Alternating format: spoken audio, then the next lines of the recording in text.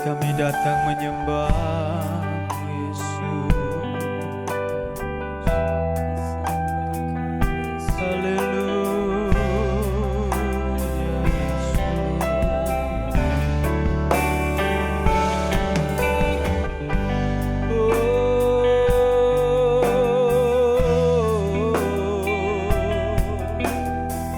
Kami mengagungkan Engkau Tuhan. Sambut kami dalam hadirat-Mu Tuhan Yesus. Haleluya, haleluya. Oh, kami menghadap tata kudus-Mu. Kuduskan, layakkan kami Tuhan. Haleluya, haleluya. Mari semua bersepakat menyembah Tuhan. Oh, haleluya, haleluya, haleluya. Kami mengagungkan Engkau Tuhan. Haleluya. Kami bawa korban syukur. Oh, Engkau tahu kerinduan kami Tuhan. Oh, Yesus, Engkau Allah, Yesus Tuhan. Engkau tahu kerinduan kami Tuhan. Kami didekatkan dengan Engkau Tuhan. Kami rindu menyembah-Mu Tuhan. Jesus, haleluya. Mari bertata di atas puji-pujian kami Tuhan. Syukur, haleluya. Oh, biar hati kami limpah dengan ucapan syukur dan mulut kami menyembah Engkau Tuhan, mengagungkan nama-Mu Yesus Tuhan. Jesus, haleluya, haleluya. Biar setiap mulut mengaku Engkau Yesus Tuhan, menyembah dan mengagungkan Engkau Raja. Haleluya, haleluya, haleluya, haleluya, haleluya. Engkau dahsyat Tuhan. Ini kerinduan kami Tuhan. Ini permohonan kami Tuhan. Menyembah-Mu dalam roh dan kebenaran. Lebih baik satu hari di pelataran-Mu daripada 1000 hari di tempat lain. Oh, memuji-Mu, menyembah-Mu, Kau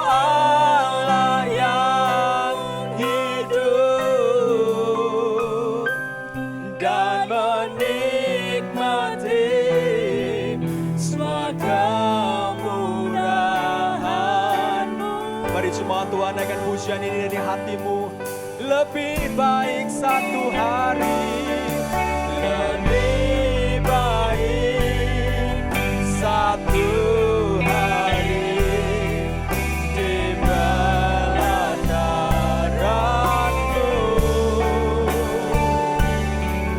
daripada 1000 hari di tempatnya.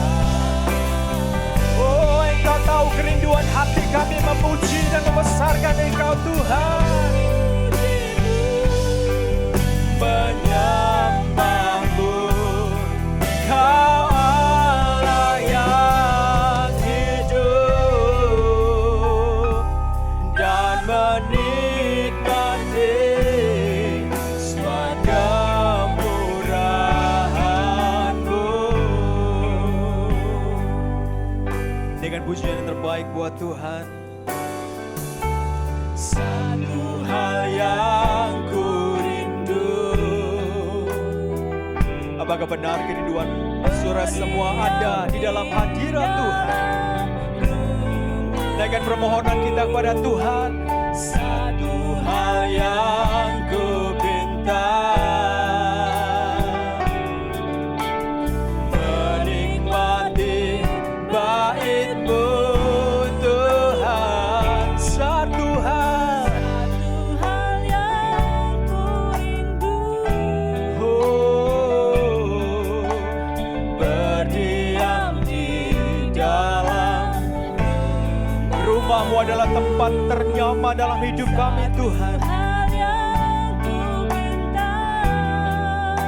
Yesus, menikmati bait-Mu Tuhan. Oh, lebih baik satu hari di pelataran-Mu daripada 1000 hari di tempat lain. Oh, memuji-Mu, menyembah-Mu, Kau Allah yang hidup, dan menikmati semua kemurahan-Mu.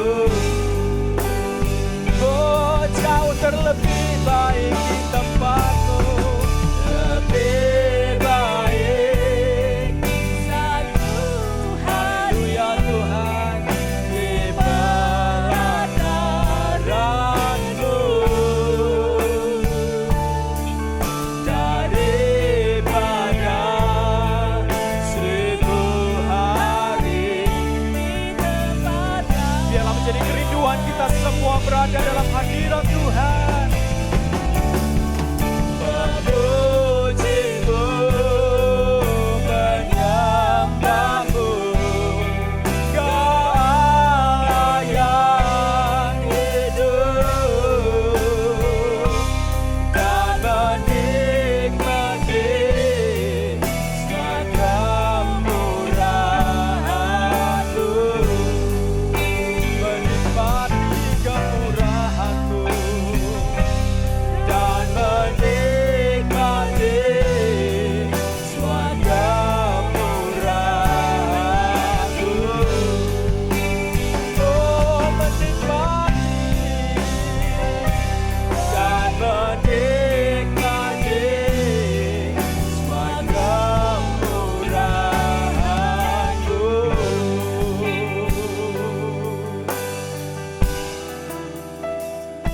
Sungguh ajaib Engkau Tuhan, sungguh berada dekat-Mu kerinduan kami.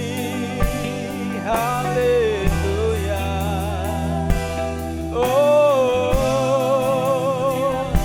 Yesus Tuhan, haleluya. Engkau Allah yang ajaib, Yesus Tuhan.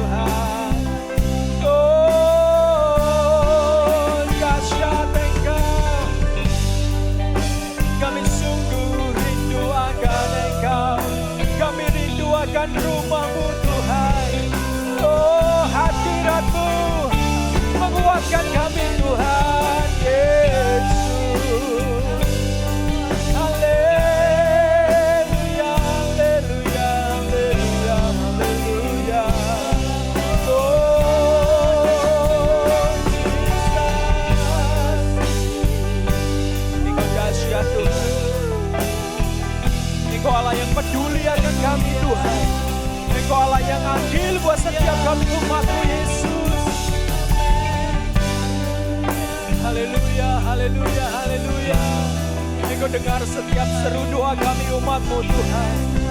Kami merindukan Engkau Tuhan. Kami merindukan persekutuan yang indah bersama dengan saudara seiman kami Tuhan. Kami merindukan berdiam dalam rumah-Mu Tuhan. Mari Engkau dengar seruan kami Tuhan. Engkau dengar seruan kami dan kami rindu mengagungkan Engkau Tuhan. Karena Engkau Allah Raja yang layak terima pengagungan dari setiap umatnya.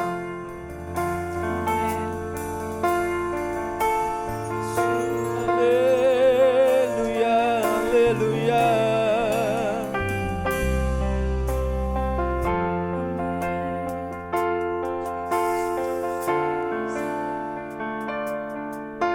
Haleluya.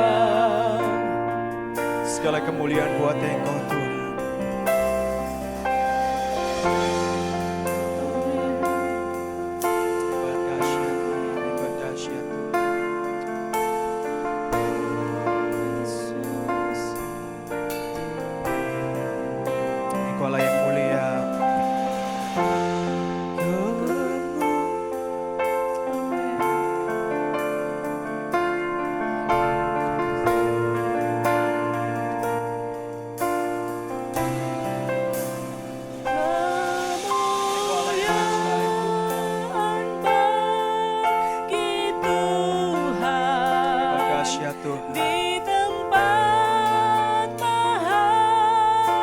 Sungguh Allah,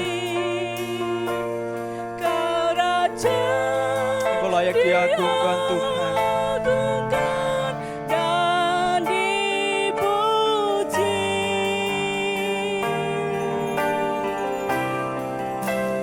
Datanglah kerajaanmu, jadilah kehendakmu. Seluruh bumi penuh kemuliaan-Mu.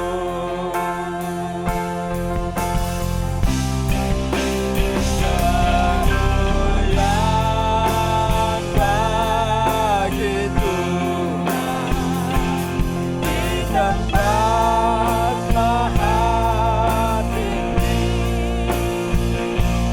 Kau Raja diagungkan dan dipuji. Oh haleluya, datanglah kerajaanmu, jadilah kehendakmu. Seluruh bumi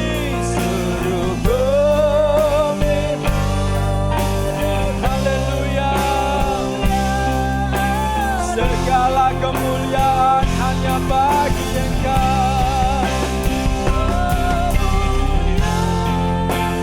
Bagi Tuhan di tempat maha tinggi. Engkau Raja diagungkan dan dipuji. Oh datanglah kerajaanmu, jadilah kehendakmu.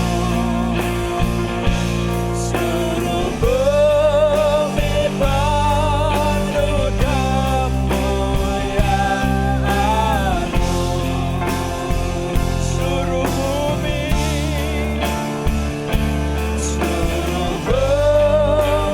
penuh kemuliaan-Mu. Oh seluruh dunia penuh kemuliaan-Mu. Seluruh bumi penuh kemuliaan-Mu. Haleluya. Oh haleluya, haleluya. Kami siap memuji Engkau Tuhan. Kami siap mengagungkan Engkau Tuhan. Dengan segala keterbatasan yang kami miliki, kami mau memberi yang terbaik buat Engkau Tuhan. Karena Engkau Allah yang layak terima pujian dari setiap umat-Mu. Mari setiap kita jemaat Tuhan mengangkat pujian dan mengaminkan apa yang kita mohonkan kepada Tuhan. Mari bersama katakan, amin. Puji nama Tuhan. Mari bersyukur karena Tuhan begitu baik dalam kehidupan kita. Mari bersyukur bahwa Tuhan begitu luar biasa dalam kehidupan kita. Mari kita naikkan pujian yang terbaik kepada Tuhan. Kita angkat yang terbaik kepada Tuhan. Sorak-sorai yang terbaik kepada Tuhan karena Allah kita, Allah yang adil. Haleluya. Kau Allahku yang adil, Kau Allahku yang kuasa, Kau juru selamatku, Raja segala raja segalanya di langit dan yang di bumi, segala lidah mengaku Yesus Tuhan, Yesus Tuhan. Bagi kemuliaan Allah Bapa kita. Sungguh Engkau Allah yang adil buat setiap kami. Mari jemaat Tuhan. Kau Allahku yang adil, Kau Allahku yang kuasa, Kau juru selamatku, Raja segala raja segalanya di langit dan yang di bumi, segala lidah mengaku Yesus. Amin. Yesus Tuhan. Bagi kemuliaan Allah Bapa. Segala yang di langit adalah ciptaan-Mu. Di langit dan yang di bumi, segala lidah mengaku Yesus Tuhan. Yesus Tuhan. Bagi kemuliaan Allah Bapa. Ya, mari nyatakan bersama segala Yang di langit dan yang di bumi, segala lidah mengaku Yesus Tuhan. Yesus. Yesus Tuhan. Bagi kemuliaan Allah Bapa kita. Ya Allah Bapa kita. Allah Bapa kita. Yesus Allah Bapa. Allah Bapa kita. Haleluya. Amin. Engkau Allah yang besar Tuhan. Ya, Allah kita adalah Allah yang layak ditinggikan, Allah yang layak dipermuliakan karena Dia Allah yang luar biasa. Hebat. Mari serukan nama Tuhan.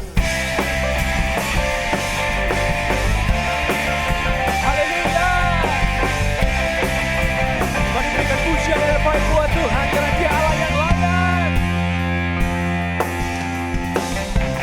Tuhanku maha besar, Tuhanku maha kuasa, Raja segala raja. Dia takkan tergoyahkan, Dia takkan tergalakkan, Dia hidup dan berkuasa.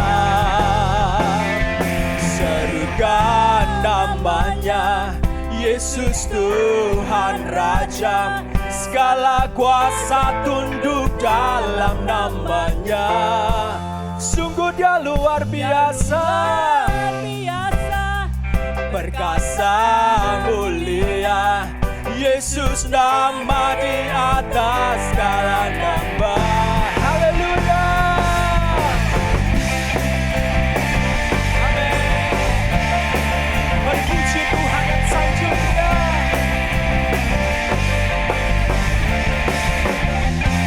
Haleluya. Tuhanku maha besar, Tuhanku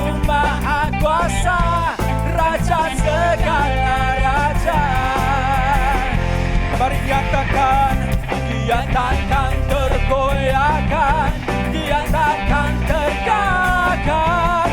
Dia hidup dan berkuasa. Serukan namanya, Yesus Tuhan Raja. Segala kuasa tunduk dalam namanya. Oh, Dia perkasa, mulia. Yesus nama di atas segala nama. Serukan Yesus Tuhan Raja. Segala kuasa tunduk dalam namanya. Dia luar biasa, perkasa, mulia. Yesus nama di atas segala nama.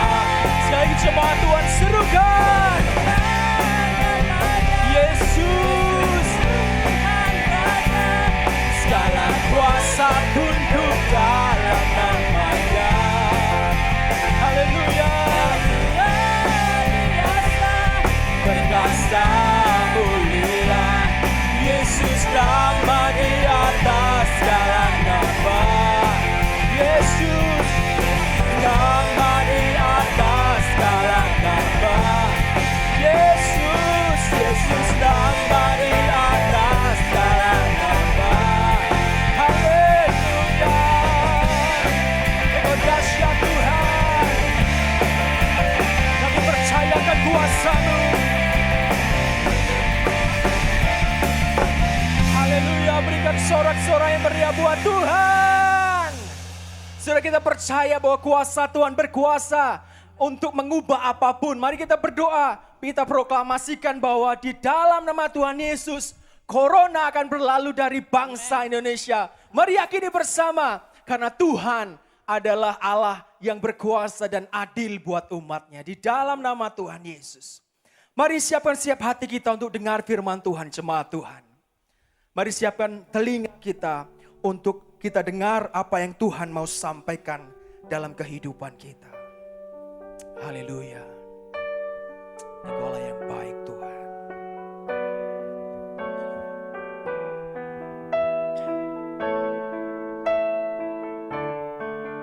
Engkau luar biasa Tuhan.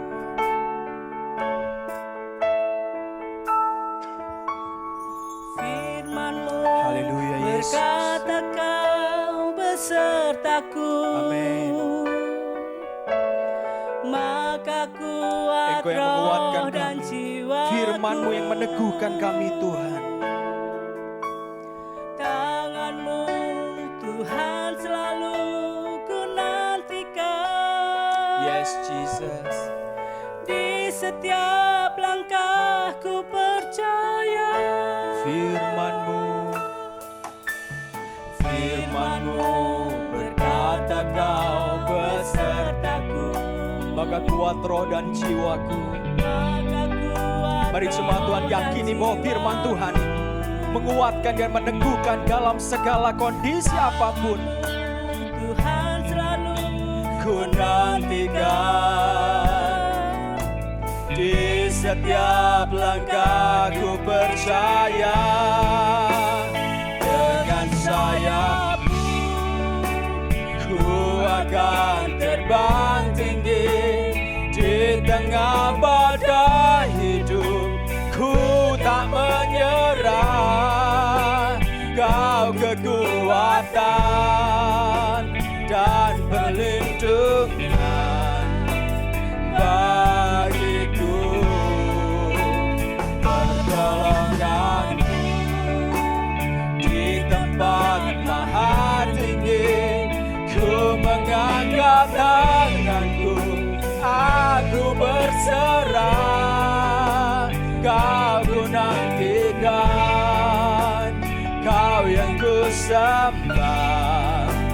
Yesusku, dengan sayap-Mu, dengan sayap-Mu ku akan terbang tinggi.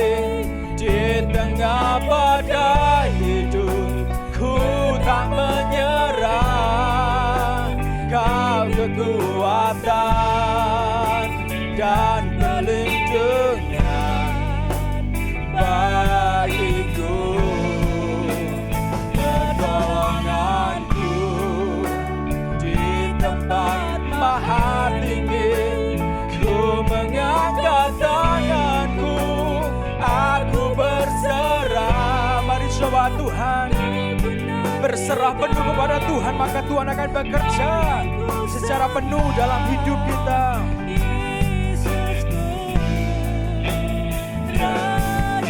Haleluya. Mari semua Tuhan akan pujian ini. Dengan sayap-Mu ku akan terbang tinggi di tengah badai hidup. Ku tak menyerah, Kau kekuatan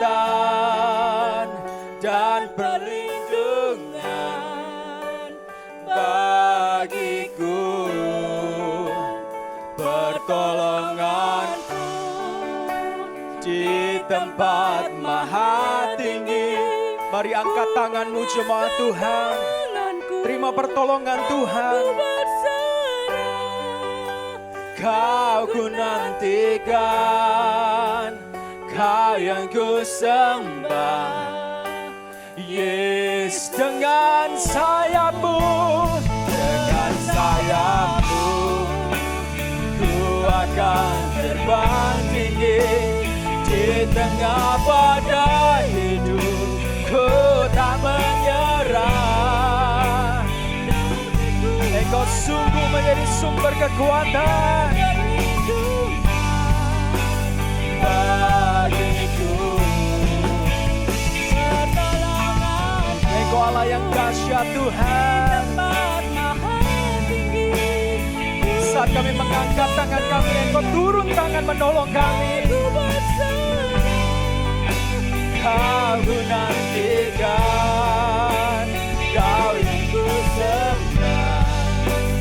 Yesusku, Rajaku, Kau ku nantikan, Kau yang ku sembah. Yesusku, Raja, Engkau ku nantikan, Kau yang ku sembah. Yesusku, Rajaku.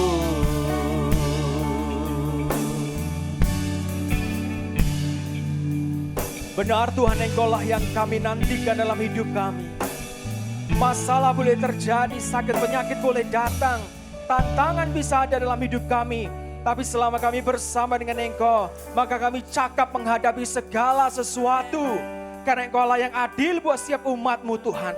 Engkau menegur kami, tapi Engkau juga mengasihi kami dengan kasih yang tulus. Kami siap menyambut firman-Mu Tuhan. Engkau siapkan setiap hati kami Tuhan. Telinga kami, seluruh indera kami menangkap firman-Mu Tuhan. Dan kami melakukannya dalam kehidupan kami Tuhan. Menjadi bekal buat kami Tuhan. Semakin hari semakin menyenangkan Engkau Tuhan. Semakin hari semakin dekat dengan Engkau. Di dalam nama Tuhan Yesus kami sambut firman-Mu dengan sukacita. Kami bersyukur berdoa dalam nama Tuhan Yesus. Haleluya. Amin. Puji nama Tuhan, mari dengar firman Tuhan. Shalom, selamat hari Minggu, jemaat yang dikasih oleh Tuhan. Hari ini Tuhan akan berbicara kepada kita semuanya tentang karantina Yesus. Wow, kita tidak pernah memikirkan bahwa Tuhan Yesus pun pernah dikarantina seperti kita. 40 hari, 40 malam Tuhan Yesus dalam Alkitab disebut dia dikarantina. Di tempat namanya Mount of Temptation, bukit pencobaan, dicobai oleh iblis. Karantina ini bukan karantina yang terpaksa seperti kita. Minggu yang lalu kita sudah menjalani PSBB lanjutan di Jawa Timur, di Surabaya. Tapi karantina Yesus ini adalah bukan terpaksa, tetapi Allah yang merancangkan. Karantina Yesus ini social distancing, menjaga jarak sosial yang paling ekstrim. Kita dibatasi 1-2 meter jauh, tidak boleh bertemu dengan banyak orang. Yesus tidak bertemu dengan satu orang pun Mari kita lihat berikut ini, slide ini. Ini adalah tempat gunung pencobaan di mana Tuhan Yesus pernah dicobai di sini. Nah, kalau saudara bisa membaca papan petunjuk itu adalah tempat gunung pencobaan yang dialami Tuhan Yesus. Mari kita lihat klipnya berikut ini.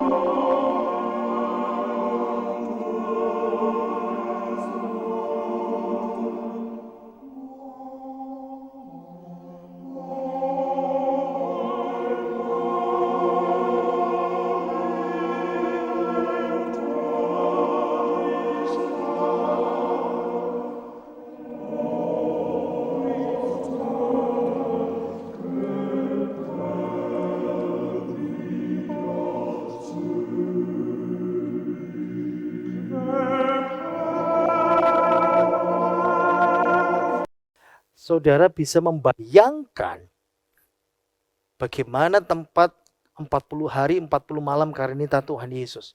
Nah, tadi itu kita melihat suatu tempat, ada tempat biara yang berada di bukit terjal itu. Nah, itu satu-satunya yang tinggal di tempat itu adalah orang Yunani Ortodok. Mereka bangun biara. Gereja Yunani Ortodok mereka bangun biara di tempat itu. Hampir sampai sekarang ini tidak ada orang yang mau, jujur aja saudara dan saya kita tidak mau untuk berada di tempat itu. Nah, dalam karantina Yesus ini, setan punya agenda untuk mencoba Yesus, menggagalkannya menjadi juru selamat. Nah, selama 40 hari karantina Tuhan Yesus, apa yang Yesus lakukan? Mungkin kita sedikit lebih nyaman, lebih enak, jauh. Kita bisa makan, kita bisa tidur, Yesus tidak. Kita bisa makan dan minum karena Yesus berpuasa. Bisa nonton film, saudara bisa nonton drama, saudara bisa bekerja, ibu-ibu bisa mencoba resep, dan masih banyak hal lain. Ada seorang penulis namanya Dan Spader, Dr. Dan Spader, dia mengatakan apa yang Yesus lakukan selama kurun waktu 40 hari itu. Sebagian besar dia mengatakan bahwa kemungkinan Tuhan Yesus sedang mempersiapkan 3,5 tahun pelayanannya. Bagaimana peluncuran nanti sebentar lagi pelayanan Yesus di dunia selama 3,5 tahun. Anggap saja kita anggap ini sesi perencanaan strategis. Yaitu dengan Yesus, dengan Bapa, dengan Roh Kudus. Mari kita dengar kisahnya, kita tidak baca Alkitab hari ini, tapi kita mendengar kisahnya dari klip ini yang persis dengan kata-kata ayat Alkitab dalam Injil Lukas pasal 4. Mari kita lihat klipnya. Waktu meninggalkan sungai Yordan, Yesus penuh dengan Roh Kudus dan memimpinnya ke padang gurun. Di sana ia dicobai iblis selama 40 hari. Selama itu pula ia tidak makan apa-apa.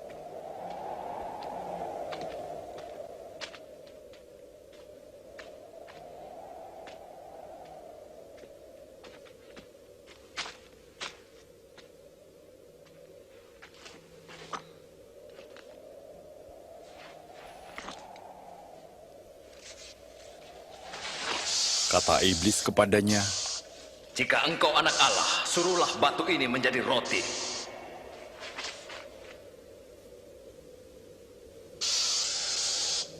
Ada tertulis, manusia hidup bukan dari roti saja, tapi dari firman Allah.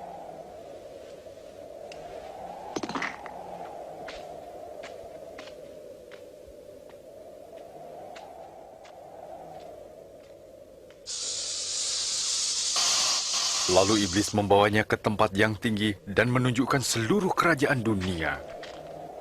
Aku berkuasa atas semua kekayaan dan kemuliaan itu, dan aku akan memberikannya kepadamu jika engkau sujud dan menyembah aku.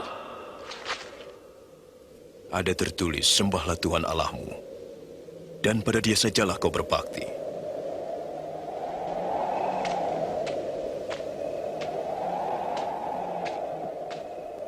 Iblis membawanya lagi ke Yerusalem dan menempatkannya di bubungan bait Allah. Jika engkau anak Allah, jatuhkanlah dirimu ke bawah, sebab ada tertulis, Allah akan menyuruh malaikat-malaikatnya menatang engkau, sehingga kakimu tidak terantuk pada batu. Ada tertulis, jangan engkau mencobai Tuhan Allahmu.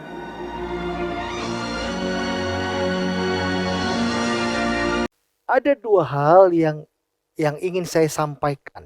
Apa yang kita bisa pelajari dari karantina Tuhan Yesus? Yang pertama, firman Tuhan, firman Allah itu adalah kekuatan terbesar kita di masa karantina. Jadi apa yang kita pelajari dari karantina Tuhan Yesus? Yang pertama, firman Tuhan, firman Allah adalah kekuatan terbesar kita di masa karantina. Nah, kita belajar ada 3 godaan Tuhan Yesus. Yang pertama bicara soal godaan makanan. Ya, ada godaan makanan yang pertama seperti ini. Nah, dalam puasa 40 hari, Tuhan Yesus sesudah itu dia lapar. Dan dia dicobai oleh iblis. Seperti klip tadi itu kita melihat. Dicobai dengan kebutuhan makanan. Nah, pada masa karantina, sekarang ini masalah nomor 1 adalah kebutuhan sehari-hari kita.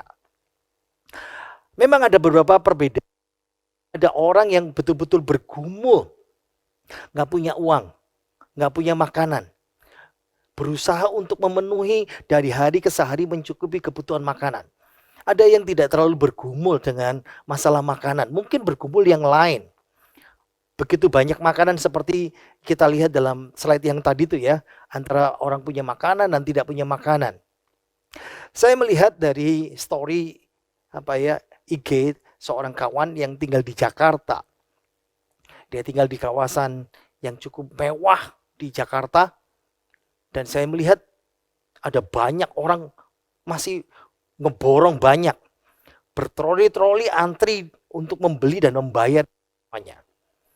Ada godaan buat kita untuk ngidam, kepingin makan enak. Kepingin makan di luar. Ada godaan entahkah kita mau diet,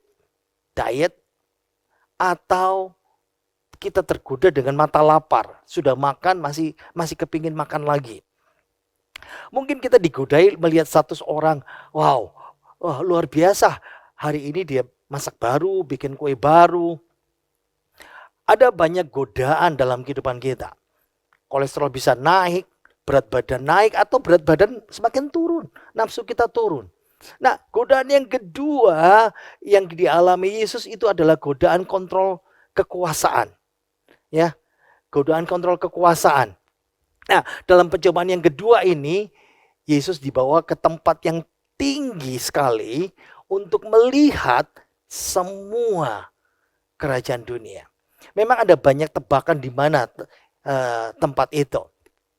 Ada beberapa ahli Alkitab mengatakan bahwa pencobaan yang kedua ini tempatnya di Gunung Hermon.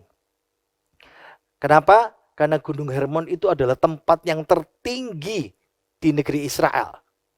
Nah, kalau sudah lihat di slide ini tentang gambar Gunung Hermon, bukan yang paling depan, yang paling belakang itu. Tempat yang bersalju itu, yang puncaknya gletser, bersalju itu. Ya, saya foto dengan istri saya ada di sana seperti itu. Nah, godaan yang kedua ini iblis menggodai Yesus untuk melakukan namanya jalan tol, jalan pintas, shortcut. Iblis mengatakan kamu tidak usah jadi juru selamat dengan cara yang sulit, yang susah. Engkau nggak perlu mati untuk menebus dosa. Tinggal kompromi dengan aku, kata iblis.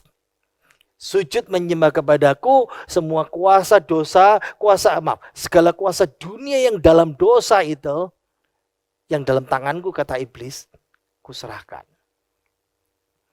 Bayangkan tawarannya, Yesus dibawa ke tempat itu dengan godaan dan melihat semuanya. Engkau tidak usah lewat jalan salib. Engkau tidak usah lewat jalan penderitaan.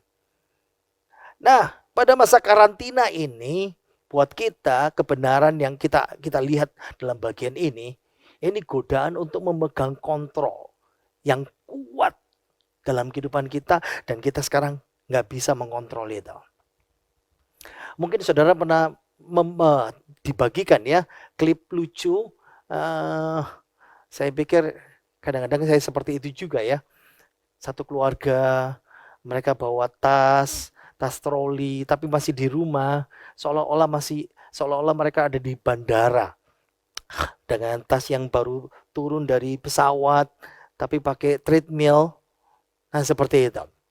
Atau mungkin kita tergoda untuk meninggalkan rumah, kepingin jalan-jalan, kepingin ngafe, kepingin nge-mall. Nah berikut ini ada godaan ibu-ibu ya, ini klip. Bagaimana ibu-ibu kepingin lagi mengkontrol hidup, gaya hidupnya di masa karantina.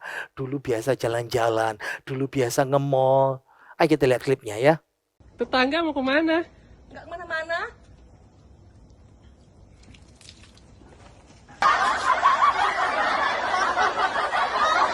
Udah mau kemana? Mau masak? Kok cantik? Pengen aja. Tasnya buat apa? Ini. Mama mau kemana? Nggak kemana-mana.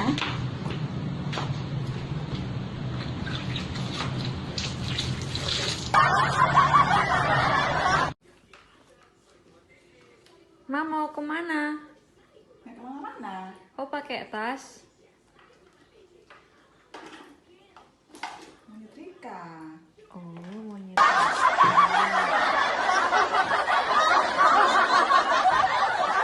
Kita semua ingin memegang kendali lagi. Situasi keuangan tidak bisa kita kendalikan seperti dulu. Kita ingin mengendalikan usaha kita lagi seperti dulu. Kita ingin mengendalikan pekerjaan kita lagi seperti dulu. Kita ingin mengendalikan pemasukan kita seperti dulu.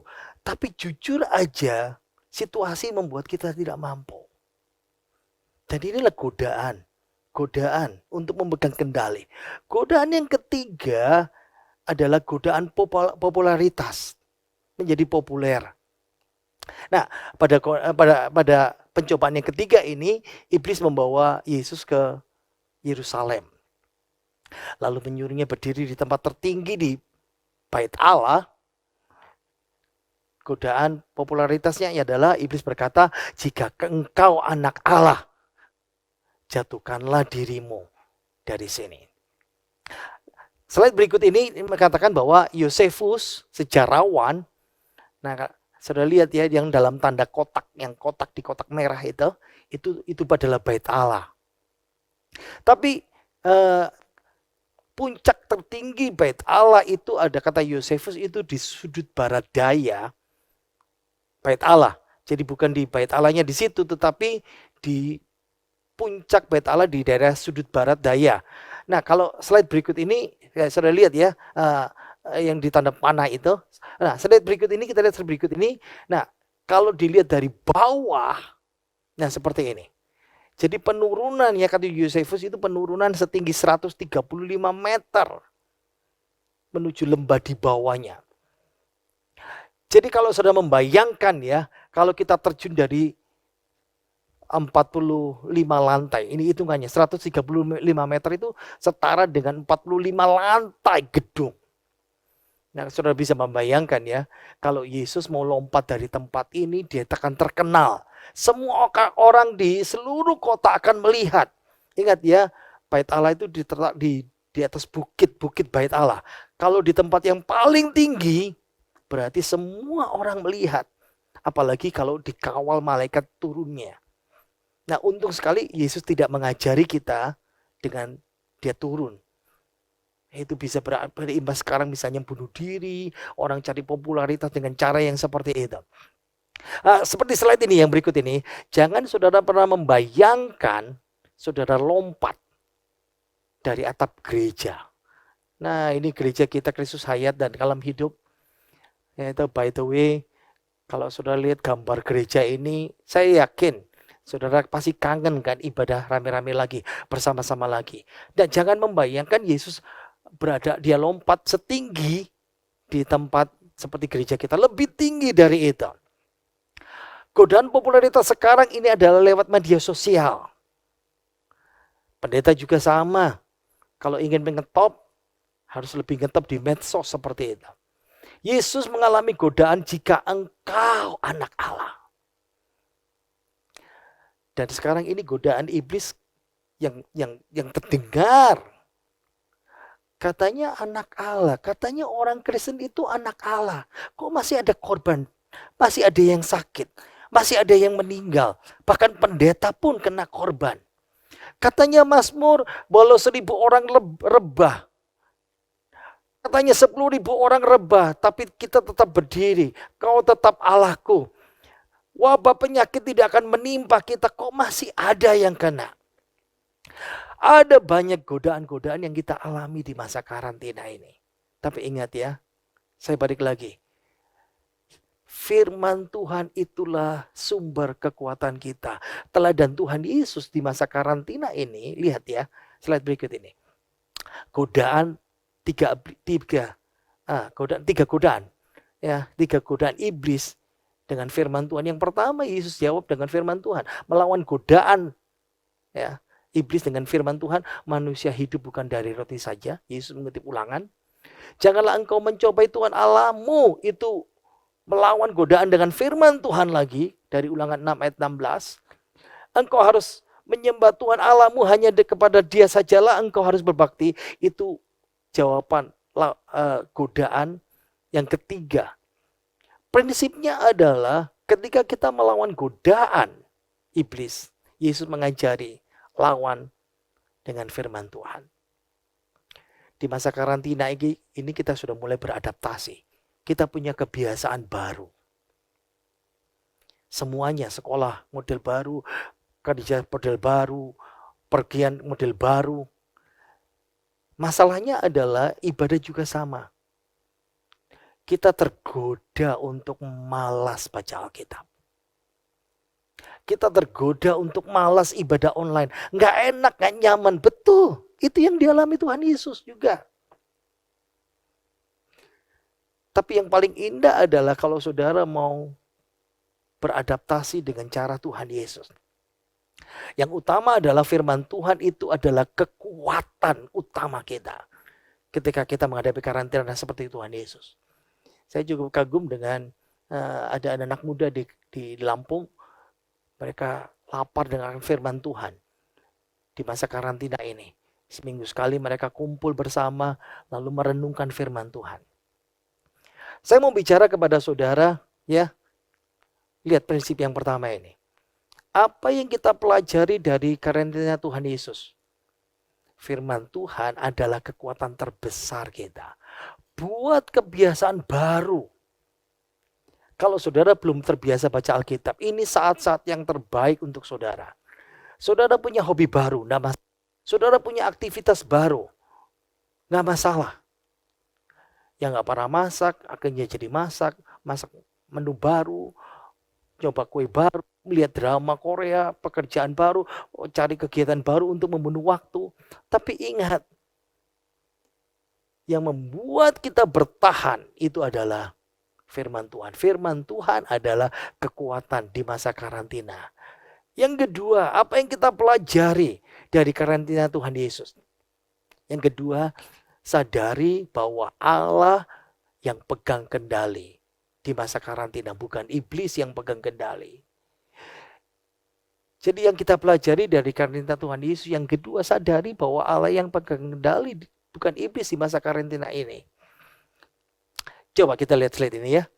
Nah, ini cerita ini, Yesus sesudah dia dibaptis.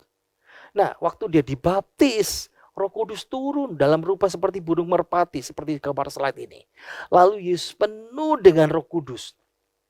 Nah, nats utama kita, Lukas 4 ayat 1, Yesus dibawa oleh Roh Kudus.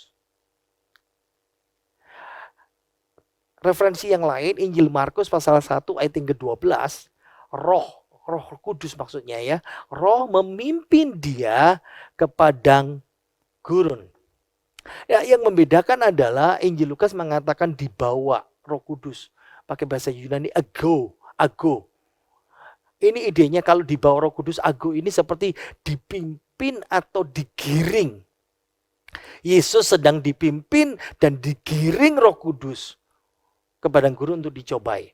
Tapi Injil Markus idenya Roh memimpin dia ke padang gurun. Pakai bahasa Yunani ekbalei, dari kata ekbalo. Ek itu keluar, ek itu artinya keluar, dengan kata balo. Balo itu idenya seperti ini. Kalau benda itu dilempar, benda itu dibuang. Berarti kalau ekbalo, benda itu dibuang, dilempar keluar. Nah kalau kalau balo itu buat makhluk, berarti makhluk itu diusir. Kalau ekbalo berarti diusir keluar. Ekbalo kalau kita bicara benih seed, itu berarti disebar keluar. Ekbalo kalau ini bentuk, kalau itu air, berarti air itu dicurahkan keluar. Wah, bentuknya kasar. Kata-kata yang dipakai kasar. Sepertinya Roh Kudus itu mendorong, melempar, membuang, mengusir, menyebar, mencurahkan, membawa, memimpin Yesus ke dalam pencobaan. Tapi prinsip yang saya mau sampaikan adalah bukan iblis, tapi Roh Allah. Roh Kudus yang mendorong Yesus kepada, tidak penting berapa hari, tidak penting berapa lama, tidak penting di mana, tidak penting apakah dia diserang, dicobai oleh iblis, tapi yang terpenting adalah Roh Kudus yang memimpin, Roh Kudus yang menopang, Roh Kudus yang menjaga, dan Roh Kudus yang memenuhi selama masa karantina. Roma katakan, jika Allah di pihak kita, siapa lawan kita? Ingat Yohanes juga 1 Yohanes pasal 4. Jika Roh Allah yang di dalam kita, Roh Allah yang ada dalam diri kita lebih besar daripada roh-roh yang ada dalam dunia ini. Sama persis. Di masa karantina ini Roh Kudus juga melakukan hal yang sama kalau kita menyerahkan diri kita kepada Roh Kudus. Punya penyerahan. Kadang-kadang Roh Kudus itu mendorong kita untuk melakukan sesuatu. Itu pekerjaan Roh Kudus, mendorong orang percaya, memimpin orang percaya. Kadang-kadang pernah enggak saudara, sepertinya ada dorongan yang kuat untuk bicara dengan sesama kita. Mungkin dia lagi lemah, mungkin dia lagi stres, mungkin dia sedang dalam pencobaan. Mungkin Roh Kudus kuat sekali mendorong dalam hati kita untuk membantu orang lain. Kadang-kadang Roh Kudus kuat sekali mendorong kita untuk melayani. Kadang-kadang Roh Kudus mendorong kita untuk memberi hidup kita pada Kristus. Ingat, dalam hidup kita ada Roh Kudus. Di masa karantina ini biarlah kita dikendalikan, didorong. Tanpa Roh Kudus, saudara akan menyerah di masa karantina ini. Tanpa pimpinan Roh Kudus, situasi yang tidak mengenakan ini, situasi yang tidak kita sukai ini, kita akan gagal. Allah Tritunggal itu mengendalikan tempat, waktu, situasi. Berarti kalau Yesus dibawa ke padang gurun, Allah Roh Kudus yang mengendalikan. Karantina ini bagi kita sama. Ini padang gersang buat kita. Allah yang mengendalikan tempat. Karantina ini begitu lama buat kita. Allah yang mengendalikan waktu. Yesus 40 hari 40 malam. Karantina kita ini berarti ada batasnya. Satu saat akan berakhir. Allah yang mengendalikan situasi. Yesus dicobai iblis. Karantina ini pun juga kita sama, banyak pencobaan-pencobaan. Tapi pegang firman Tuhan hari ini. Allah Tritunggal itu berkuasa sepenuhnya. Banyak orang berkata, ini cuma settingan. Iblis itu cuma alat diperalat. Dia berkata, ini kan iblis itu cuma coba-coba, siapa tahu beruntung. Kan tahu kan, iblis sama Allah kan lebih tinggi Allah, Yesus. Tapi ingat ya, ini iblis yang sama, yang dulu pernah memberontak, merebut takhta Tuhan, sehingga dia diusir. Nanti di akhir zaman, sesudah kita diangkat, menggerakkan dunia untuk menyembah antikris. Untuk menggerakkan juga waktu Yesus akan mendatang, melawan dunia, melawan Yesus Kristus dalam perang Harmagedon. Nanti pula juga iblis yang sama juga menggerakkan seluruh dunia untuk melawan Allah dalam perang Gog Magog. Ini bukan settingan. Iblis itu begitu serius mencoba Yesus walaupun dia tahu gagal. Apalagi saudara dan saya. Dia kepingin kita gagal jatuh meninggalkan Tuhan. Kita berdosa. Pegang kebenaran firman Tuhan. Tritunggal. Allah kita mengendalikan semuanya di masa karantina, bukan iblis. Amin. Bapak Surgawi itu mengizinkan iblis melakukan ini. Ingat ya, Allah tidak meminta iblis melakukannya, tetapi mengizinkannya. Itu berarti Yesus bukan penyebab kejahatan. Tapi Allah biarkan kejahatan itu, kalau saudara masih ingat khotbah minggu lalu. Kenapa Allah biarkan pandemi ini terjadi? Kenapa Allah biarkan pencobaan ini terjadi? Kenapa Allah biarkan kehancuran ekonomi dalam kehidupan kita bagi dunia, bagi Indonesia? Allah pakai itu untuk kemajuan kerajaannya yang tidak pernah kita bayangkan. Tuhan tidak pernah menyebabkan sakit, pandemi, dan semuanya. Kalau kita hidup benar. Tapi dia pakai itu untuk kemuliaannya. Allah mengendalikan timeline, situasi, waktu, dan semuanya. Kalau kita tanya sampai kapan, Allah saja yang tahu. Kita nggak tahu. Tapi kita belajar dari virus Spanyol. Dulu pernah terjadi seperti ini ya, tahun 1918. 1 abad lebih yang lalu, 98 tahun yang 1 abad yang lalu ya. Virus Spanyol terjadi. Dunia perlu 2 tahun 3 bulan sampai pulih sempurna. 50 sampai 100 juta orang meninggal di seluruh dunia. Tapi hari ini saya tidak nakut-nakutin kita semuanya. Percaya bahwa Allah yang mengendalikan waktu, tempat, dan situasi. Berarti dia juga mengendalikan hidup kita, situasi kita, waktu kita, tempat kita. Saya membayangkan karantina Tuhan Yesus, saya tidak bisa sanggup seperti itu. Di waktu senggang, saya nonton serial TV namanya Alone. Alone season 6. Alone seri yang ke-6, bagian yang ke-6. Di acara televisi namanya History Channel. Jadi ceritanya ada 10 laki-laki, 10 wanita, 10 orang. Mereka ditaruh di satu tempat. Nah, di season 6 ini Alone, mereka ditaruh di pinggir danau, Arktik. Dekat dengan kutub. Tapi 10 itu tidak ditaruh bersama-sama, dipisah berjauhan. Makanya judulnya cocok, Alone. Bahasa Jawanya dewean, sendirian. Mereka diterjukan dari musim semi, akhir musim semi, sampai masuk musim salju. Bayangkan tinggal di tempat itu kalau angin bertiup 40 derajat Fahrenheit, minus, sama seperti minus 40 derajat Celcius.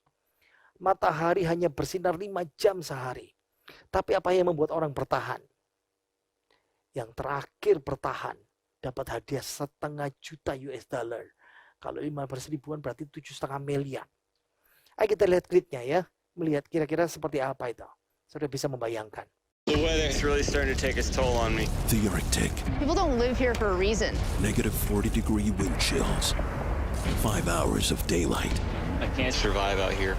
10 contestants. I don't care how tough you are, they can get to you. Will compete. I'm here to win. For $500,000. I can't walk. The house is on fire. Alone. New season Thursday, June 6th on History. 10 orang itu dibatasi hanya dengan 10 barang yang boleh dibawa. Hidup mulai dari nol. Begitu ditaruh di tempat itu, di pinggir danau itu, mereka harus bagaimana cari makan sendiri sehari. Membangun shelter, tempat pondok untuk istirahat, melawan dingin. Malam-malam tidur tidak nyaman karena ada serigala, beruang, binatang buas yang muteri mereka. Ada yang tendanya terbakar, ada yang seharian tidak makan. Pergumulannya, siapa yang terakhir bertahan, dia menang. Tapi yang paling berat adalah rasa jenuh dan kesepian. Saya tidak mengikuti seri ini secara lengkap, tapi saya melihat dalam awal-awal saja ada seorang ahli survival. Dia jago bertahan, tapi dia menyerah karena terpleset, kakinya patah. Berhenti. Ada suatu orang saya melihat, wah ini orang yang paling hebat. Dia seorang tentara, fisiknya bagus, dia sudah hampir bertahan 1 bulan. Saya menilai ini orang yang paling hebat, yang paling enak, paling bisa bertahan. Kenapa? Karena dia menikmati hidup yang paling enak. Semua rival-rivalnya harus bergumul bagaimana cari makanan. Berburu kelinci, berburu ikan. Kalau mereka nggak dapat, cari makan daun-daunan atau buah-buah liar yang ada di situ. Dari minggu-minggu awal dia bisa berburu mus. Itu seperti rusa raksasa besar. Mungkin 120 kilo, 180 kilo. Satu orang dia dapat itu. Jadi dia kuliti, dia ambil dagingnya, dia bisa bertahan berminggu-minggu dengan daging itu. Dia punya pondok bagus, dia punya lokasi bagus, dia punya persediaan makanan untuk berminggu-minggu daging. Sementara yang lain bergumul bagaimana bisa makan setiap hari. Saya sudah berkata dalam hati, orang ini pasti juaranya. Karena syarat untuk bisa menang tercukupi. Kenapa? Dia sudah berkecupan. Dia pasti paling bertahan. Bahkan saya rasa dia orang yang paling beruntung. Sementara yang lain cari makanan. Dia mengisi waktu luangnya dengan istirahat, membangun sesuatu di pinggirnya. Dan lalu dia tetap memancing, cari ikan bukan untuk makan, untuk persen tambahan. Saya sangat-sangat yakin dari 7 peserta yang tersisa, dia pasti juara. Ternyata dia menyerah. I'm officially give up. Saya secara resmi menyerah. Kenapa? Bukan karena makanan, dia paling nyaman. Tapi menyerah karena rasa rindu kepada anak dan istri. Ternyata psikologisnya kalah. Materi kalah, materi menang. Materi kalah dengan psikologi. Dia tidak tahan sendirian. Yang saya mau sampaikan hari ini adalah di masa karantina ini, setiap orang berbeda. Pencobaan orang berbeda. Godaan orang makanan, kekuasaan, popularitas, atau bermacam-macam. Yang kita pelajari ada 2 dari karantina Tuhan Yesus hari ini. Ingat, bukan makanan, bukan kekayaan, tapi firman Tuhan adalah kekuatan terbesar kita di masa karantina. Yang kedua, sadari bahwa Allah yang pegang kendali, bukan iblis. Di masa karantina ini. Jangan biarkan perasaan saudara sendiri mengambil kendali. Nanti iblis akan berkuasa di hati saudara. Tapi serahkan dan biarkan Allah akan mengambil kendali hidup saudara di masa kesusahan ini. Di masa karantina ini. Supaya kita bisa bertahan. Ingat, 2 hal. Firman Tuhan adalah kekuatan di masa karantina. Sadari bahwa Allah yang pegang kendali. Mari kita nyanyikan pujian kita yang terakhir. Peganglah tanganku Roh Kudus.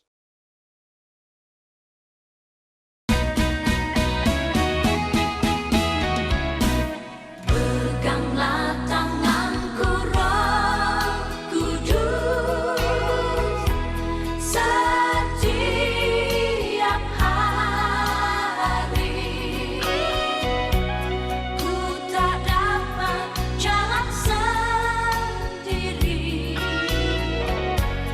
tanpa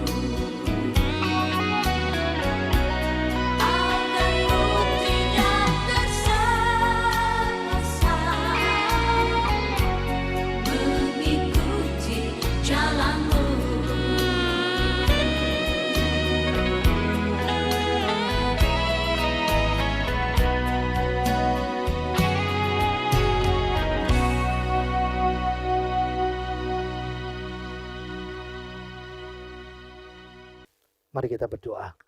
Bapa kami dalam sorga, kami bersyukur Tuhan untuk hari ini. Kami sudah bosan, kami sudah hampir menyerah, kami jenuh, kami marah, kami tergoda, ada banyak kesulitan. Tapi hari ini kami belajar. Kami belajar dari karunia Tuhan Yesus.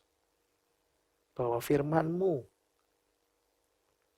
bila menjadi kekuatan terbesar dalam kehidupan kami.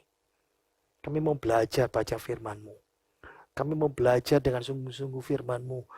Itu adalah kekuatan kami setiap hari. Yang menguatkan rohani kami. Yang menguatkan jiwa kami. Yang menguatkan psikologi kami Tuhan. Dan ajarkan kami menyerahkan kontrol hidup kami kepada-Mu Tuhan Yesus. Karena kami tahu Tuhan Yesus adalah Allah yang memegang kendali bukan iblis di masa karantina ini. Tuhan Yesus, di akhir ibadah ini kami bersyukur untuk kebaikan-Mu karena Engkau sudah memberkati kami dalam ibadah ini. Terima kasih Tuhan untuk kebaikan-Mu. Kami berdoa untuk besok Kamis 21 Mei ibadah kenaikan Tuhan Yesus ke surga. Kami berdoa juga Tuhan untuk 10 hari kemudian ada ibadah Pentakosta tanggal 31 Mei hari Minggu. Kami berdoa untuk Bapak Pendeta Yohanes Agustinus, hamba-Mu ini supaya boleh Kau pulihkan Tuhan. Boleh kembali melayani bersama-sama kami dalam nama Yesus. Bilur-bilur-Mu, kuasa darah-Mu boleh menyembuhkan. Kami berdoa untuk bangsa dan negara kami, untuk para medis, untuk pemimpin negara kami, Presiden Jokowi dan semua jajarannya, untuk berdoa untuk pengampunan dosa atas seluruh dunia ini, pemulihan bangsa ini dari COVID-19 Tuhan. Tuhan, kami berdoa untuk jemaat-Mu. Hamba-Mu berdoa supaya Tuhan boleh memelihara mereka, memberikan kesehatan yang sempurna, memberikan berkat-Mu untuk kebutuhan, mencukupi segala kebutuhan, memberikan kekuatan yang ekstra buat kehidupan mereka Tuhan. Kami percaya berkat-Mu boleh ada dalam kehidupan kami. Mari kita angkat tangan kita. Kita mau terima berkat dari Tuhan kita Yesus Kristus sendiri. Diberkatilah hai kaum pria, diberkatilah kaum wanita, diberkatilah suami istri, diberkatilah anak-anak pemuda-pemudi, diberkatilah rumah tangga kita dengan damai sejahtera melimpah. Diberkatilah segala usaha pekerjaan, toko, karir dan proyek kita. Diberkatilah hidup kita harian sampai selama-lamanya. Kiranya berkat dari Bapa Putra Kudus menyertai kita di dalam nama Tuhan Yesus Kristus. Dan semua yang percaya berkata, amin. Selamat hari Minggu, Tuhan Yesus memberkati.